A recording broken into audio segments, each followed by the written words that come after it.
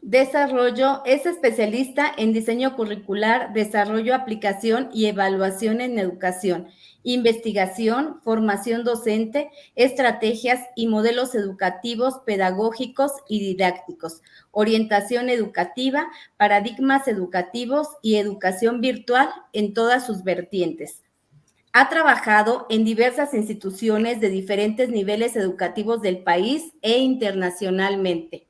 A lo largo de su trayectoria, se ha desempeñado como tallerista, conferencista, tutora virtual, asesora de proyectos de orientación, intervención, evaluación, educativos e investigativos.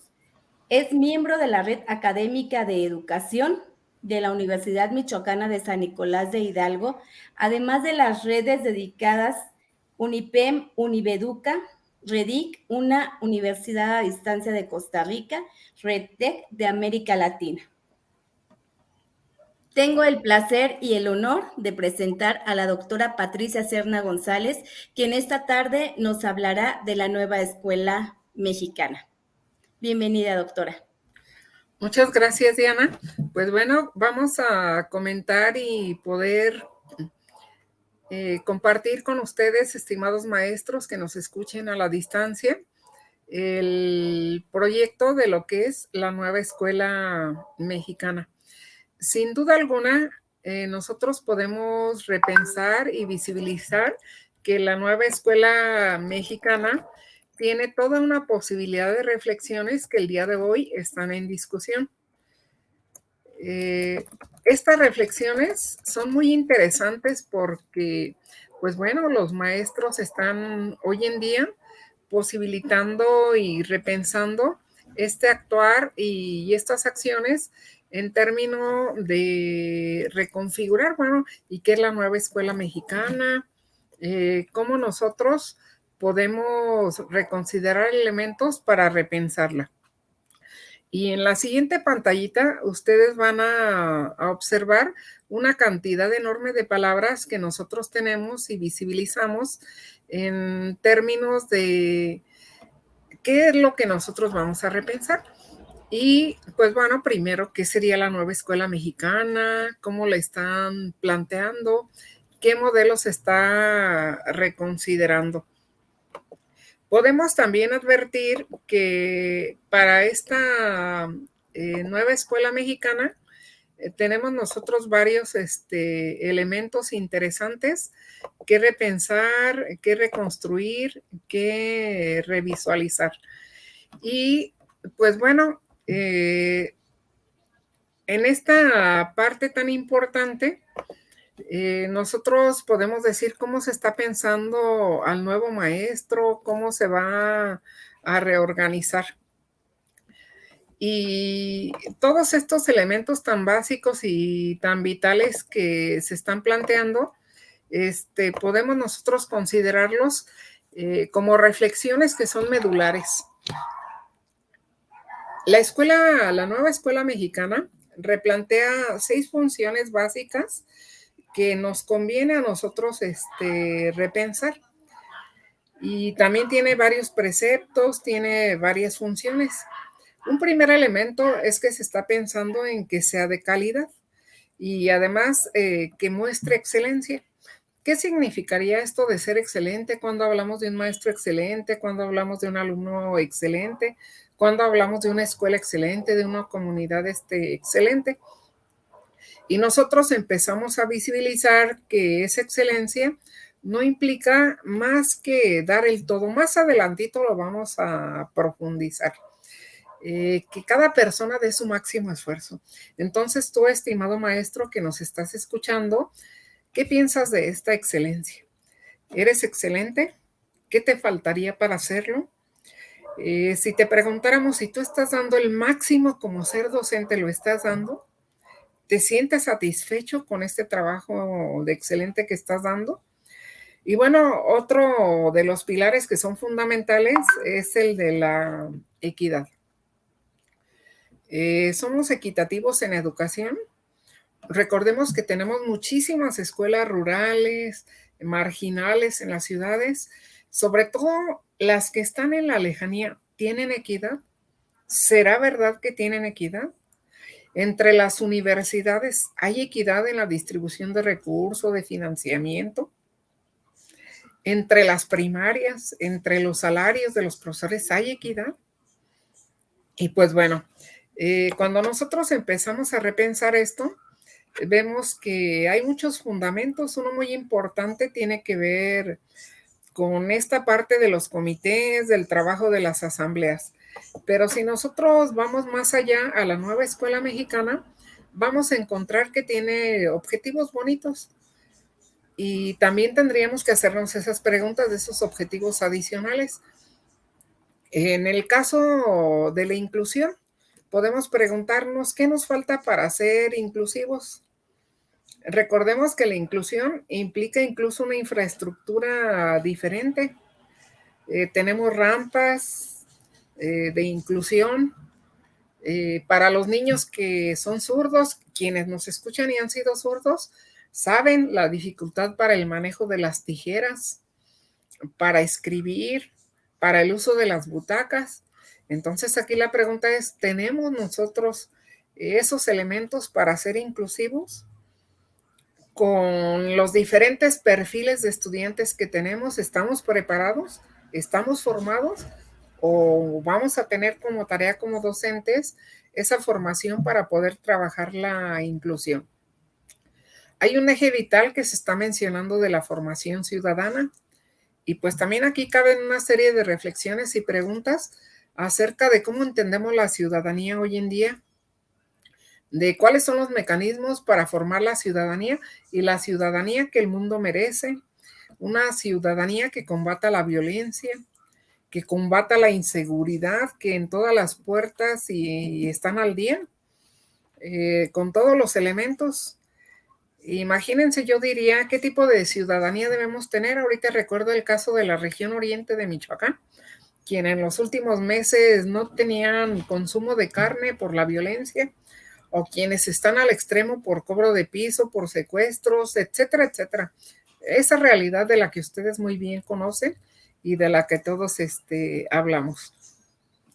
En el caso de el eje también de la creación de una cultura para la paz.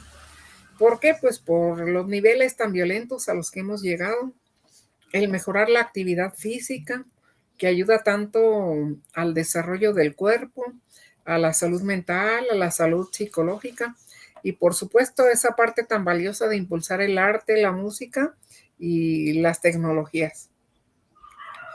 Nosotros observamos que estos objetivos son una prioridad relevante. Y pues bueno, cuando hablamos de los principios de la nueva escuela mexicana, nos preguntamos, ¿y qué tiene de nueva para ser llamada nueva escuela mexicana? ¿En verdad será nueva? ¿Qué cambios le podemos encontrar para que pueda tener esta definición de nueva? Y si hablamos de una nueva escuela mexicana, pues hay que estrenar nuevos maestros, nuevos estudiantes. No hablamos de nuevas personas, sino de ese nuevo perfil, de ese nuevo rol. ¿Lo cumplimos? ¿No lo cumplimos? ¿Qué nos falta? Y pues bueno, dentro de esa nueva escuela mexicana, de entre ese nuevo maestro de la nueva escuela mexicana, dentro de ese nuevo alumno de la nueva escuela mexicana, de esa sociedad para la nueva escuela mexicana, tenemos estos 8 principios rectores. Uno de ellos es el respeto de la dignidad humana. Nos respetamos, nos hacemos respetar como maestros, hacemos respetar la escuela, nos respeta la sociedad. Y esa parte de respeto, sobre todo a la dignidad humana, teniendo como base al humanismo, viendo a la persona como ese eje central de este modelo educativo.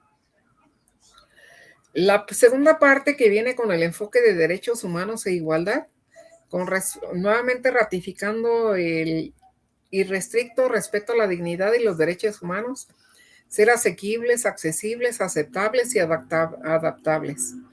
¿De verdad se respetan los derechos humanos en México? ¿Qué hace falta para que se respeten? ¿De verdad tenemos la justicia para esos derechos humanos? ¿Se pone en equidad para todos los mexicanos? ¿En las comunidades donde ustedes trabajan es así, maestros? ¿No es así? ¿Qué falta para que sea así? Tenemos otro de los principios, el tercero, que sería el fomento del amor a México. México es vasto, rico, apreciamos sus culturas. Pongamos el caso michoacano. Tenemos 4 grandes culturas: la cultura purépecha, la cultura mazahua, la cultura ñañú y la cultura náhuatl. Todas con contribuciones muy importantes de lenguas indígenas, de música, una culinaria riquísima, de historias, de conocimientos, de saberes tradicionales, saberes de salud, saberes de medicina, saberes incluso que tienen un paralelismo con la ciencia, que incluye también esta parte de reconocer nuestra historia mexicana tan rica, cómo se constituyó justamente nuestra nación, cuáles son sus antecedentes de constituirnos como tal, cuál ha sido la trayectoria que hemos vivido como un pueblo mexicano, quiénes somos los mexicanos, cuál es nuestra identidad, pero también dentro de esta parte, cuáles son nuestros valores, cómo tenemos nuestra conciencia cultural, el sentido de pertenencia. Observamos aquí otro de los principios esenciales que tiene que ver con el impulso a la solidaridad internacional, a la independencia y a la justicia de otros pueblos, pero también la promoción del respeto y valoración que pedimos para los nuestros. La promoción de la interculturalidad, y la interculturalidad que incluye a los grupos vulnerables, a los jornaleros agrícolas que tanto tenemos en varios municipios de nuestro estado, a los migrantes educativos, a los migrantes sociales, el respeto a esa interculturalidad que nos hace diversos, que nos hace mexicanos, pero con una diversidad tal que da una riqueza tan relevante. Y el otro componente que pues es el respeto a la naturaleza. Veamos si tenemos ese respeto a nuestros bosques. Yo soy de la región oriente de Tuxpan y pues bueno, alentamos este deseo vehemente a través de acciones muy importantes para conservar nuestro ambiente, nuestros bosques. Cuando viajamos, por ejemplo, de aquí a Tuxpan, de Morelia, vemos la deforestación y esto nos invita a este último principio u octavo principio, justamente ese cuidado y fomento de la naturaleza. La parte tan importante de evitar el calentamiento global y la repetición o más incremento de estas altas temperaturas a las que está llegando a algunos lugares de nuestro país, en nuestro propio estado, las diferentes regiones que tenemos de la Tierra Caliente, que muchas de las ocasiones superan los 45 grados, los 40, 42, etcétera. Pues bueno, toda una serie de reflexiones de si cubrimos estos principios, si no los cubrimos, cómo ha de trabajar esta nueva escuela para realmente cubrirlos, como nuevos maestros de esta nueva escuela mexicana, qué hemos de hacer para lograrlos. Tenemos también los 10 criterios que imperan para esta nueva escuela mexicana, que ahorita los estaríamos repensando. Somos democráticos, respetamos esa sociedad, esa vida política, social, familiar de forma democrática, y impulsamos esos valores que implican el mejoramiento económico, social y cultural de nuestro pueblo. Tenemos otro de los criterios, que sería el criterio nacional. Esa educación es nacional. Otro más es humanista. ¿Y cómo se está planteando el humanismo dentro de este nueva escuela mexicana? Pues como el fomento y aprecio y respeto por la dignidad de las personas. Tenemos otro cuarto criterio, que sería el respeto e interés de la sociedad en general. Tenemos interés por las personas que deambulan en las calles. Tenemos interés por los niños que trabajan en la calle, los niños que viven en la calle, los niños que solo pueden estudiar en la calle. Tenemos interés por los enfermos que están solos, por las personas de tercera edad. Es decir, aquí el respeto es restricto al interés general de la sociedad. Tenemos un quinto principio que se basa en la ciencia ambiental y que inculca los conceptos de desarrollo sostenible, de prevención y de combate a los efectos del cambio climático, que ya en otro momento también mencionábamos. Se ratifica el principio de si es equitativa, es decir, si es pertinente y de excelencia, si asegura el acceso, el tránsito, la permanencia y egreso oportuno, si es inclusiva, es decir, si toma en cuenta las diferentes condiciones, necesidades, las barreras que los alumnos presentan, a veces barreras culturales, a veces barreras lingüísticas, en ocasiones obstáculos cognitivos, en otras obstáculos de procesos psicológicos, en otras los obstáculos son económicos, sociales. La parte del principio número 8, que sería la interculturalidad. El número 9, que es la integralidad, que no lo toco ahora porque lo veremos un poco más adelante. Y el de la excelencia, que busca el mejoramiento permanente de los procesos formativos y maximiza el logro de los estudiantes. En el caso de esta nueva escuela mexicana, propone también la integralidad, pero la integralidad dividida en 6 aspectos. Y en esta integralidad es muy importante preguntarnos, ¿de verdad estamos formando a un estudiante integral?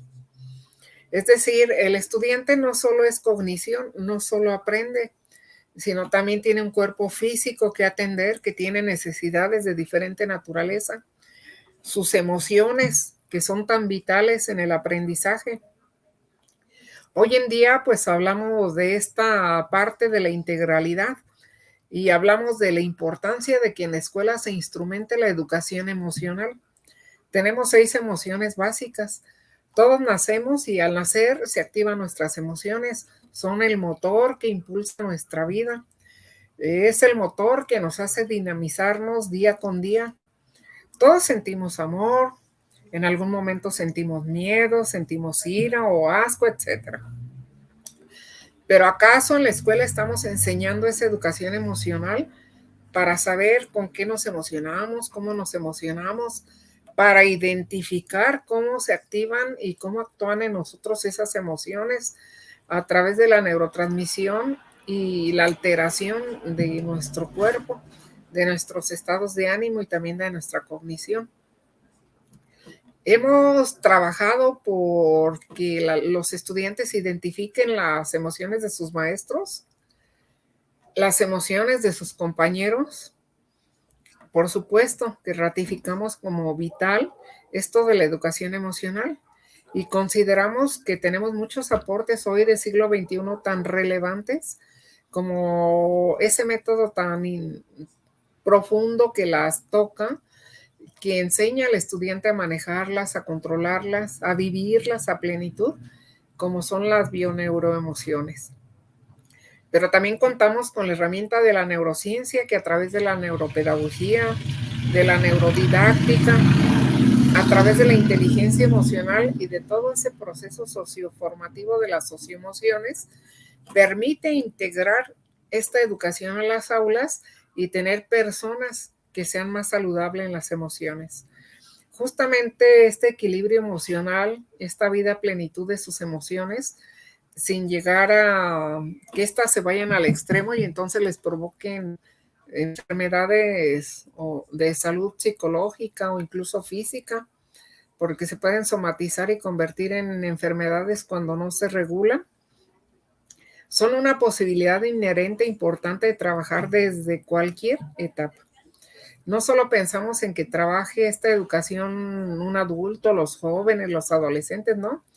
También en educación inicial, en educación preescolar, en educación primaria.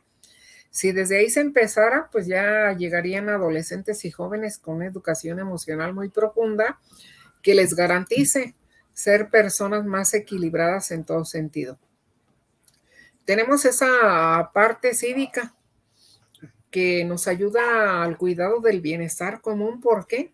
¿Qué ciudadanos tenemos? ¿Acaso tienen esa educación cívica para respetar a sus vecinos, a su comunidad, para mantener limpia su calle, para cuidar de sus ríos, para cuidar de los otros, para cuidar de todo ese colectivo y tener bienestar social? El estudio tan importante de la moral, de la estética y, por supuesto, la cognición, que tiene también un papel relevante en educación. Y todo esto, pues, nos lleva a preguntarnos si estamos formando integralmente a los alumnos en estos 6 ejes del criterio de integralidad en la nueva escuela mexicana, en la cual los indexicales profundos son ¿qué enseñamos? Y si en eso que enseñamos se desarrolla lo emocional, lo cívico, lo moral, lo estético, lo cognitivo y lo físico. Si como lo enseñamos es adecuado para que se desarrolle eso físico, emocional, cívico, moral, estético y cognitivo. Si con lo que enseñamos son las herramientas, los objetos de aprendizaje, los recursos didácticos, los medios de enseñanza idóneos, pertinentes para poder tener esa educación física, emocional, cívica, moral, estética y cognitiva que esta escuela propone. Si nos hemos preguntado para qué enseñamos las emociones, lo cívico, lo moral, lo estético, lo cognitivo, lo físico.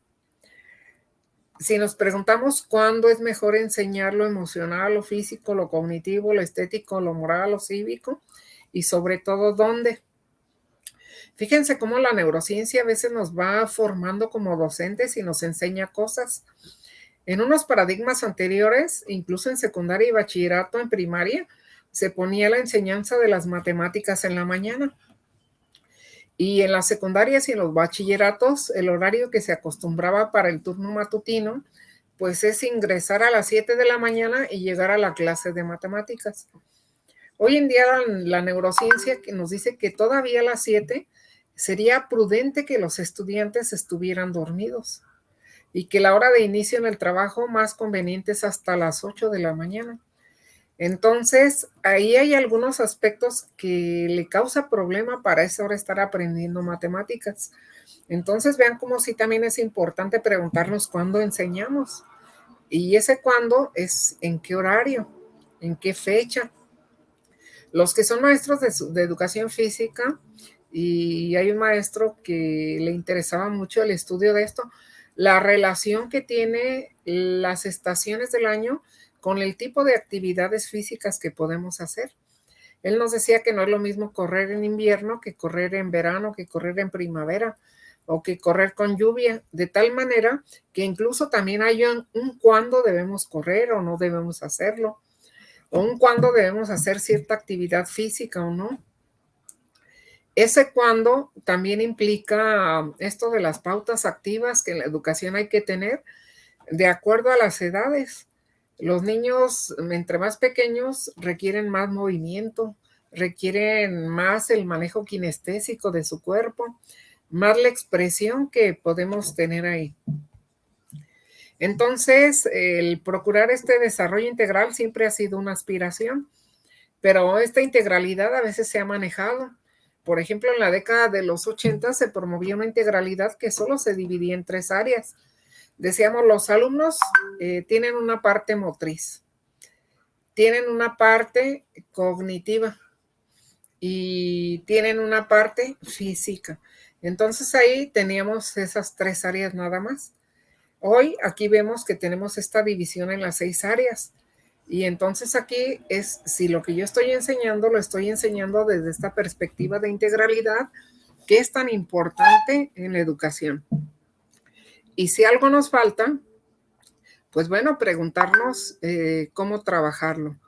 En esta parte cognitiva, va a ser muy importante relacionarla con los campos formativos que se van a trabajar.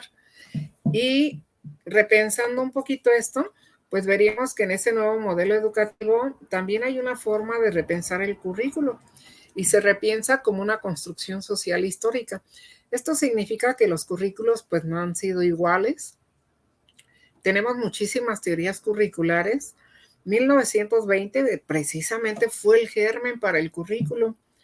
Ahí tenemos varios autores, pero dentro de ellos destaca Tyler y Bobbitt, que fue maestro de Tyler, quienes establecían que el currículo era un trayecto formativo y se entendía solo como plan y programas de estudio.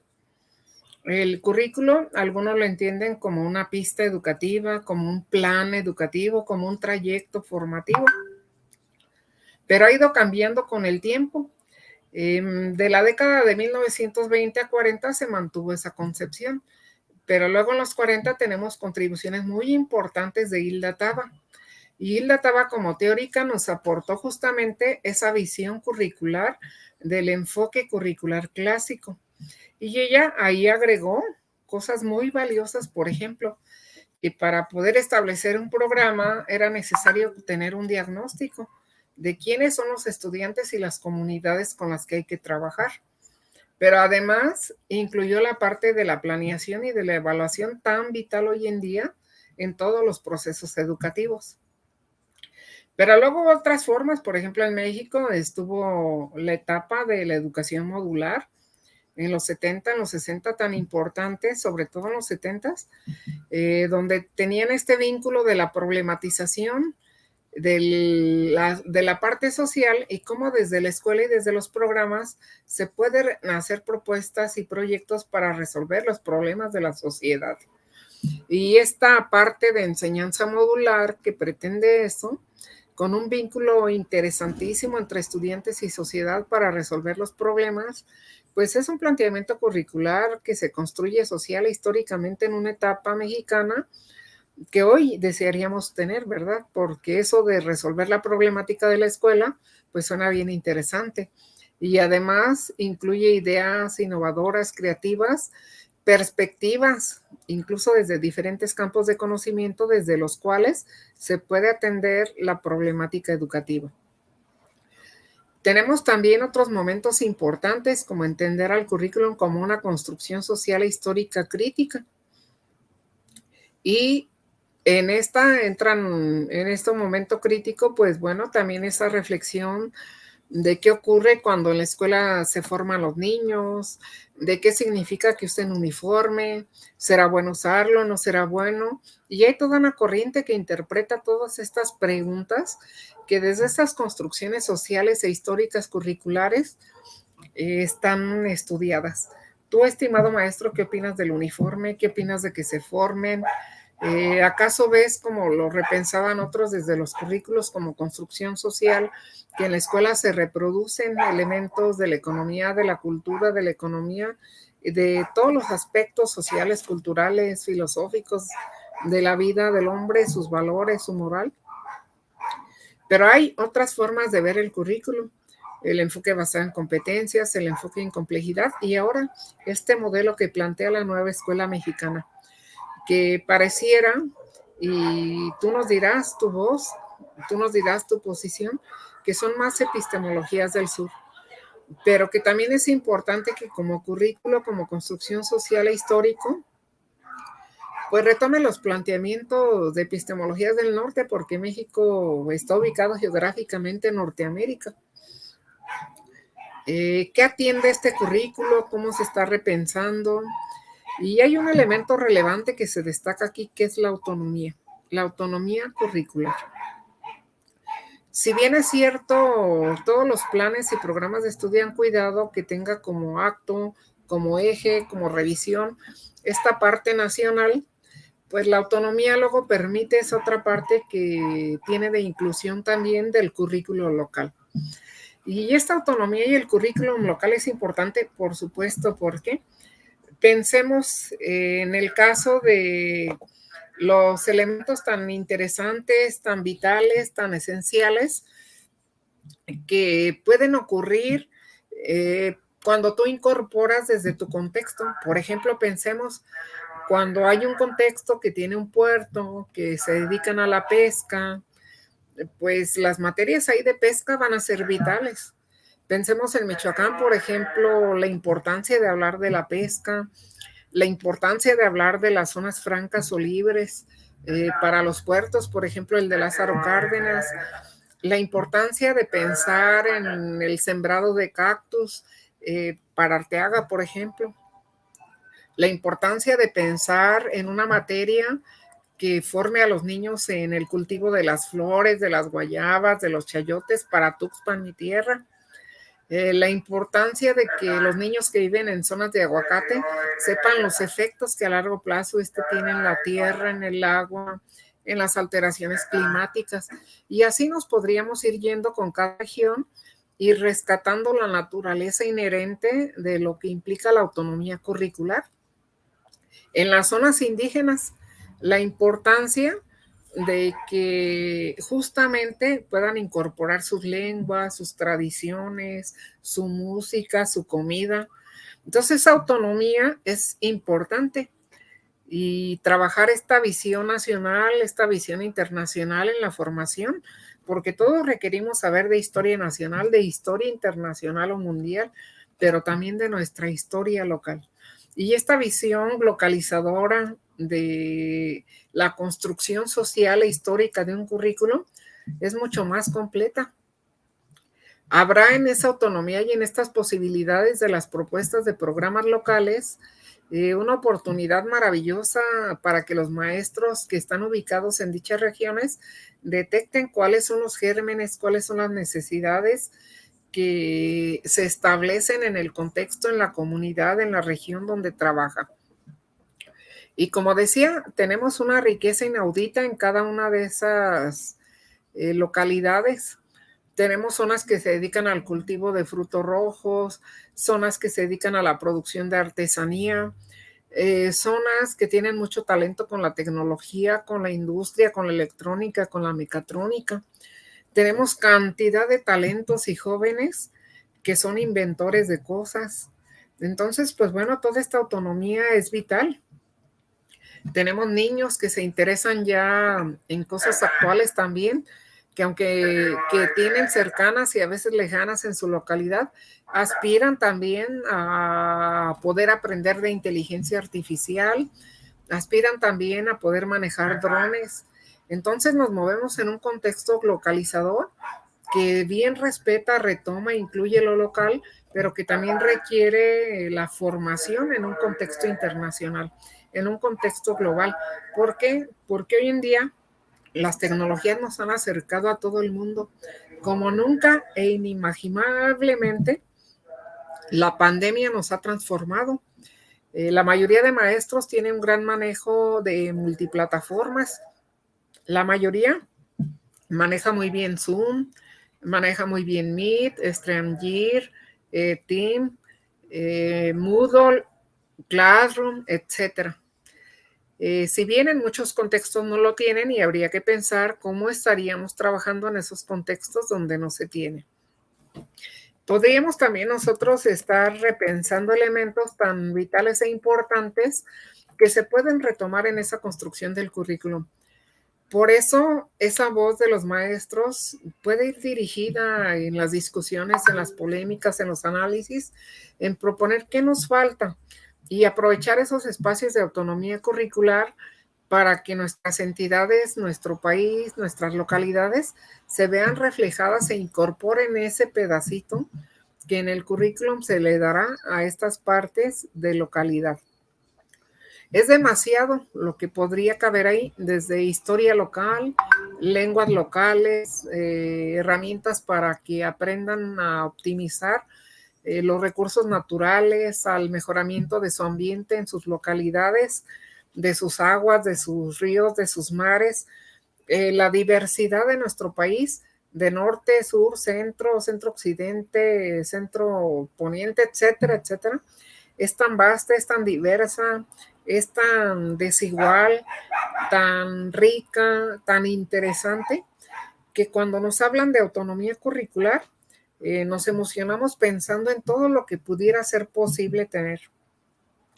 Hay zonas que requieren trabajar el empoderamiento de la mujer, el empoderamiento del hombre. Hay otras zonas que requieren activar la diversidad cultural. Hay otras zonas que requieren activar lo tecnológico, lo electrónico. Y hay otras que requieren activarlo todo. Entonces, se suma y se abre un abanico inacabable. Y seguramente, estimado maestro, maestra que me estás escuchando, tú podrás agregarle más a esto desde el nivel educativo donde trabajas. ¿Qué hace falta? ¿Qué hace falta para que tú realmente ejerzas esa autonomía curricular? Puedas diseñar y proponer programas locales, programas regionales, materiales, libros regionales. Si ya los tienes propuestos, ¿qué hace falta para que otros lo conozcan, para que los difundas? Ahorita recordaba un libro maravilloso de Lázaro Cárdenas, recordaba un libro maravilloso de Marabatío, libros maravillosos que hay en mi región, en mi municipio. Entonces, ¿cómo los incorporamos? Simplemente los libros que hay de cada municipio, ¿cómo los incorporamos esa construcción social e histórica de este currículo para que tenga cabida y los estudiantes puedan tener acceso? Y eso los hará conocer mejor su municipio, los hará fortalecer su identidad territorial, su identidad mexicana. Por supuesto, estos elementos son interesantes y en la política curricular educativa de esta educación básica mexicana están más que vastamente expresados. Pero lo interesante, como decimos, es cómo les damos vida desde la docencia, cómo nosotros los encontramos desde esos elementos. Y bueno, también observamos que hay varias orientaciones pedagógicas de ese modelo educativo. Uno de ellos es pues la trascendencia que se espera de lo individual a lo comunitario, repensando esa cultura escolar, repensando la gestión escolar participativa y democrática, repensando varias prácticas exitosas en el aula, esas evaluaciones y trayectorias formativas, el trabajo colaborativo, la vinculación. La riqueza, estimados maestros, que muchos de ustedes tienen en la elaboración de prácticas educativas exitosas es vital. ¿Por qué? Porque podemos nosotros considerar cómo, ahorita recuerdo, por ejemplo, Paco nos habló hace poco tiempo del proyecto Katia, que es un proyecto transdisciplinario y justamente implica la elaboración de un programa de intervención en base a la transdisciplinaridad. Ellos lo hicieron en varias comunidades marginales de Michoacán, un buen número, varios cientos de escuelas, y trabajaron muchos maestros, muchos alumnos. Bueno, ese es un proyecto, pero conocemos de otros que han tenido prácticas educativas exitosas. Yo misma mencionaría el del método visual de multiplicación, que facilita el aprendizaje de la multiplicación en educación primaria. E igual conocemos propuestas de lectoescritura. Entonces, pues bueno, como desde esta trascendencia colaborativa, de trabajo de comunidad con principios, podemos aportar. Por supuesto, también retomar experiencias exitosas que hay en otros contextos, en otros países, en otros maestros de nuestra propia región, de nuestra zona escolar, de nuestro sistema educativo escolar mexicano. Aquí es muy importante, si retomamos esas prácticas, si las tenemos, cómo las difundimos, si cómo construimos otras, cómo las innovamos, cómo ponemos en acción las que ya existen. Entonces, pues realmente son elementos de pensamiento y de reflexión tan importante. Por tanto, se sintetiza el currículo para esta escuela mexicana como muchos otros que han existido, con ejes de transversalidad, con integración de los campos formativos, se ratifica la interculturalidad, el que sean flexibles. Hoy en día, si recordamos la pandemia, hay lugares que tienen posibilidades de la educación híbrida, que requiere de altos niveles de flexibilidad. ¿Por qué? Porque ocurrió en el currículum lo impensable en términos de flexibilidad, en términos de ese fundamento transdisciplinario que en el hecho la educación pandémica generó, de cómo fusionar la educación sincrónica con asincrónica y generar que en un mismo tiempo alguien puede estar de forma presencial, pero alguien puede estar de forma virtual al mismo tiempo. No como era en la educación mixta o semipresencial o semi a distancia, sino aquí en un solo momento para tener esa parte de educación. Y bueno, aquí habría que ser flexible. ¿Por qué? Porque todo el sistema está adaptado para la presencialidad en lo general, salvo los programas que hay virtuales o a distancia.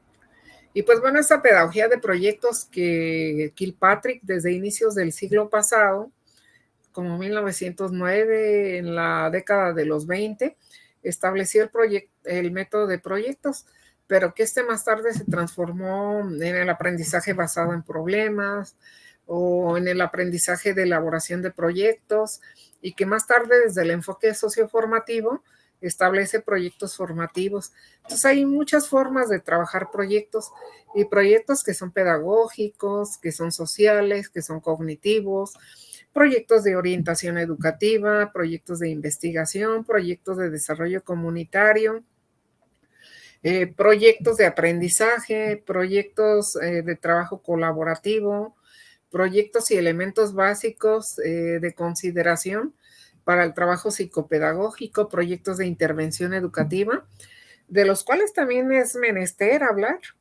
y los proyectos incluso de potenciación y animación sociocultural comunitaria. Esta nueva visión que se ve del maestro como un líder comunitario, que es una herencia que ya nos dejaba la escuela rural mexicana. Veíamos en esa época todos los liderazgos y las historias que conocemos de liderazgo, los trabajos de Moisés Sáenz, de Rafael Ramírez y de una lista de maestros y maestras que en esa época se convirtieron en líderes. ¿Cómo ser líderes hoy en día, en 2022, en este siglo XXI, de comunidades que son diferentes a las que fueron en la educación rural mexicana? ¿Cómo somos líderes de comunidades para que puedan apreciar, conservar, mejorar su naturaleza, su sociedad? ¿Qué nos falta otra vez? ¿Con quién más debemos trabajar? Porque no todo le corresponde a la escuela. Aquí debemos de trabajar en correlación y cada institución asumir lo suyo.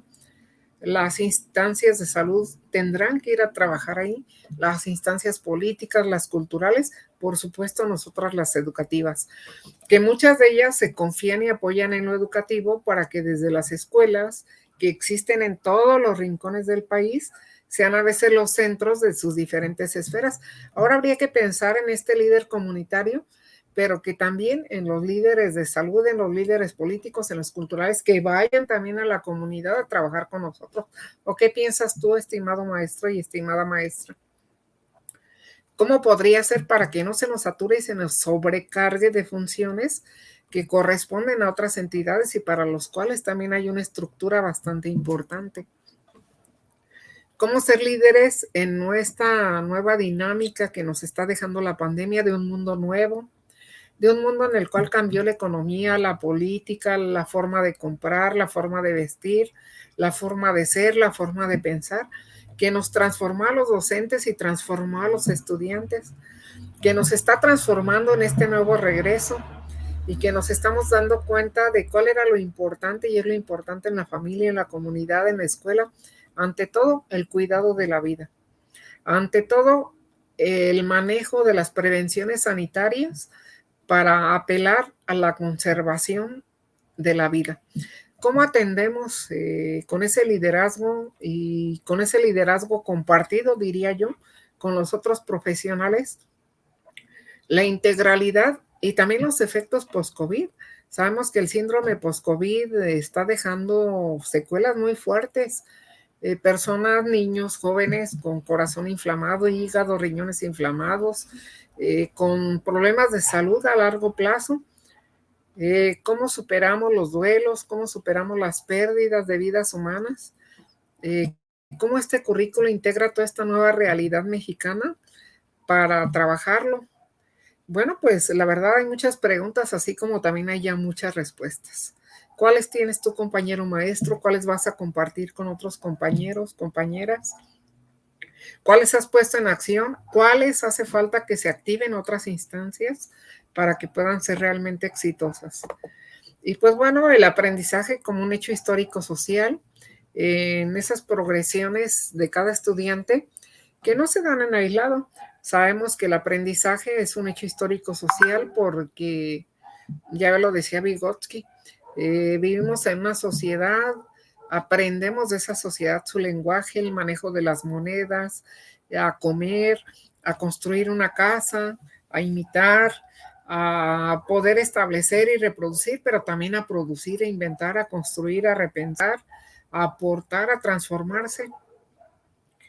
Cómo este aprendizaje que hacemos en colectivo, en grupo, en equipo, que hacemos en cuerpos académicos, en redes académicas, que elaboramos en colectivos docentes de discusión, en círculos de estudio de maestros, en estos consejos técnicos con los que se reúnen para analizar cómo va el aprendizaje, pero no solo el aprendizaje en el aula, sino el aprendizaje a la ciencia, a la sabiduría, a la comunidad, a la familia, a la naturaleza.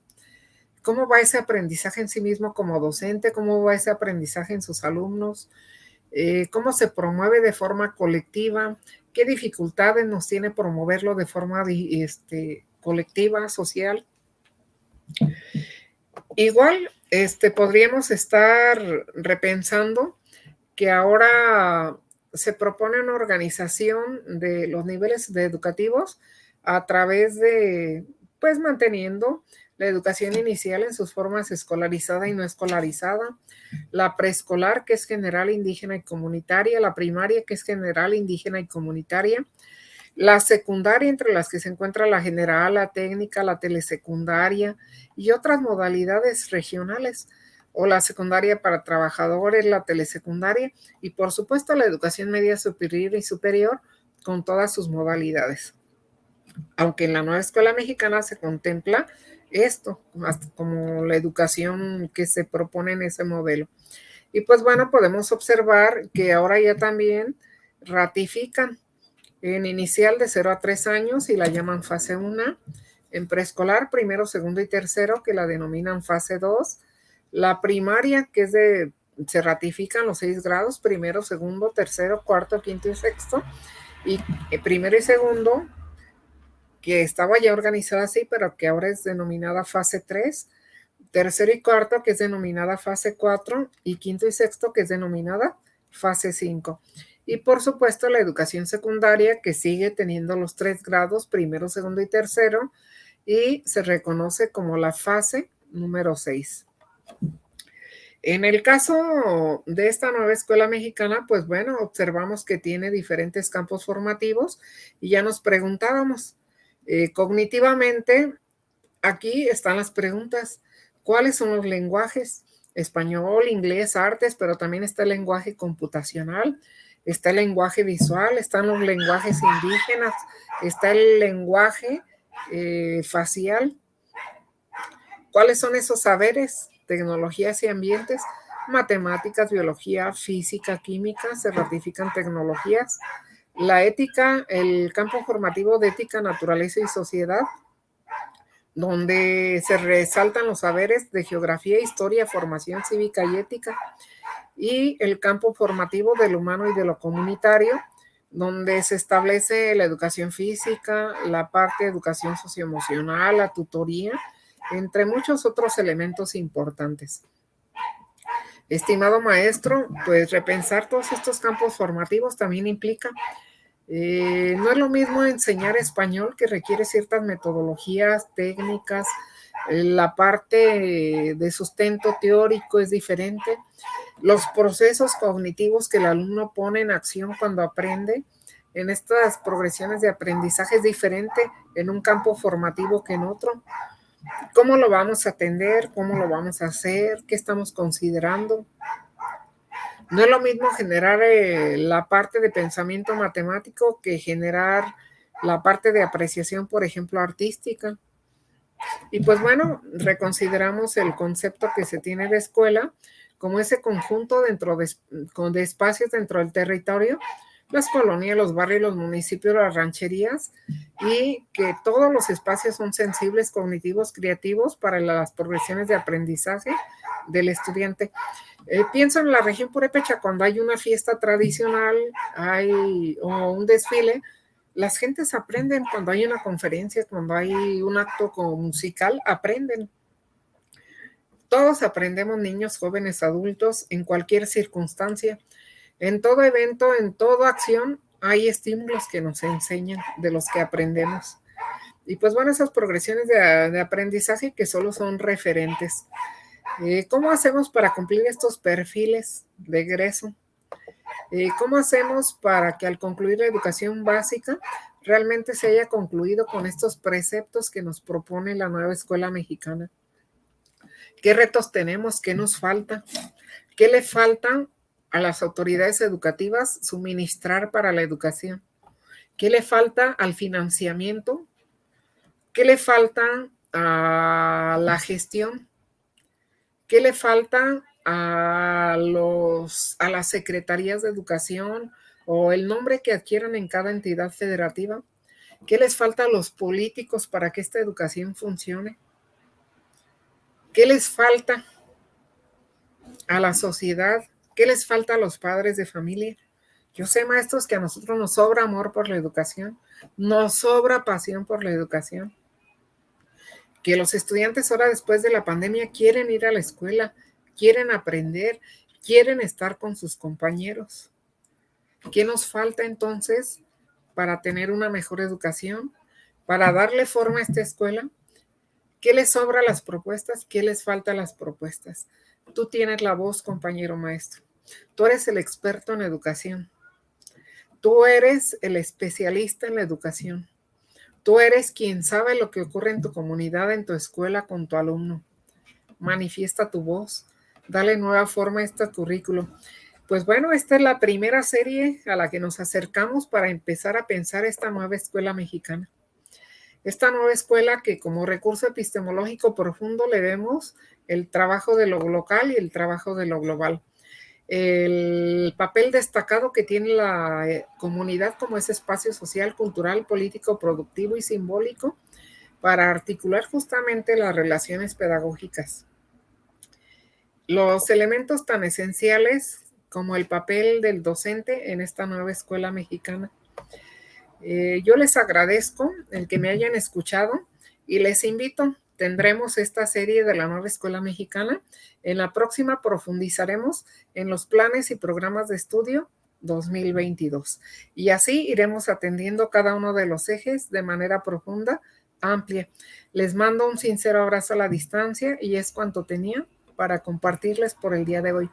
Estimada Diana, mil gracias por tu apoyo técnico, por tu presentación. A quienes nos escuchan, un abrazo a la distancia. Y atentos a sus preguntas o dudas, escríbanos a PSG Educación. Y la reproducción está disponible en YouTube, en Instagram, en Facebook, PSG Educación. Mil gracias, Diana. Gracias, doctora Patricia Serna. Les recordamos que este ciclo de conferencias se dan en el marco del proyecto CICIMASIS, que es un proyecto de ciencia, ciberciencia de la ciudadanía número 1 para maestros, científicos y sociedad. Los invitamos a que participen. En los comentarios en Facebook está el enlace para que lo llenen el formulario y podamos hacerles llegar la constancia de participación en esta videoconferencia. Doctora, pues existen muchos comentarios donde agradecen su participación. Karina López Magaña, Guadalupe Álvarez Rojas, que nos dice, considerando la evaluación, ¿cuál es la forma correcta para evaluar de acuerdo con la NEM? Muy bien, pues aquí tenemos preceptos y propuestas de evaluación que hace referencia a la parte formativa. Y entonces cuando hablamos de evaluación formativa, hablamos no solo de evaluar productos, sino evaluar procesos. Veamos cómo los niños para llegar a construir un mapa conceptual, por ejemplo, no solo tienen que conocer nuevos conceptos, sino identificarlos, organizarlos en su mente y darle representación después gráfica. Entonces, más que una forma correcta, preguntaríamos, ¿esta evaluación formativa es la pertinente para este modelo y para este momento? Esta evaluación formativa ya se tomaba. Y esta evaluación formativa tiene varios elementos importantes. Tiene la autoevaluación, la coevaluación, la heteroevaluación, evaluada de forma diagnóstica para conocer estilos, inteligencia de los estudiantes, pero también para saber el nivel del manejo del contenido que se va a trabajar.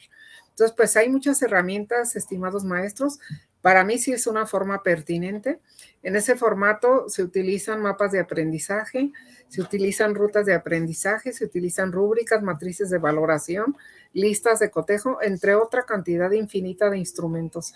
Pero también hay otras formas de evaluación que se pueden incorporar que también permiten profundizar en los procesos y apreciar los logros que tienen los estudiantes e identificar las fallas para poderlas luego fortalecer en términos de que haya mejores avances a través de procesos de retroalimentación y apoyo. Gracias por sus comentarios a quienes nos los han hecho y por supuesto que tocaremos ese tema de la evaluación más a profundidad y con mayor tiempo. Muchas gracias, doctora Patti. Les pedimos su apoyo para que compartan este video y llegue a más personas y también para hacer más grande esta red donde todos podemos compartir nuestro conocimiento en bien de la humanidad. Muchas gracias, doctora. Muy buenas noches, Diana, y no olviden quienes tengan una conferencia para regalar al mundo, PSG Educación es un medio para hacerlo. Mil gracias, Diana, muy buenas noches a todos y seguiremos en esta serie de la nueva escuela mexicana, reflexionando y polemizando. Saludos y abrazos a la distancia. Dice saludos y abrazos ya. Ajá.